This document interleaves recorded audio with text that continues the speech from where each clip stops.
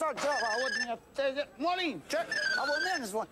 Ma di su uvijek zvonika, ja vidiš li ti to, čovječe, pa nemaš. Eto, sad ću. Kida mi je lako. Odnijete, ja, evo ga, eto, vidi ga. Koje će, molim, Milane, Bandiću, ma jesi me našao sas... Ja sad sam ti dobar, jel?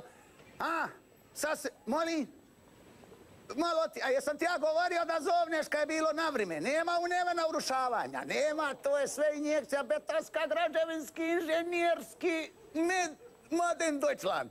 Reče, nema molim, si Albandi, šta ti je, čovječe? Pa ti znadeš da je usuvoga ja kad radim, to je injekcija, to je željezo, to je armija, to je prinapregnuti beton.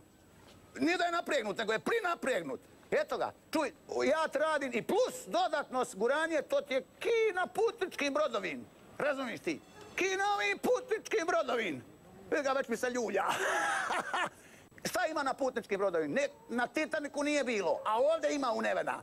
Pojaš za spasavanje i plus skale, svaki gost dobije svaku večer, osad, razumiš ti, mene dobije skale 15 do 17 metara, da može ako se, ne daj Bože, uruši, jel da mogu odmah izaći gori? Ajde, nemam vremena. Nosam skale, bogati. Skale. Ma to si ti lojtre, kaj buš, ne ti, kaj bi rekel, ne. Buš, ne, kužiš. Ajde, živio mi.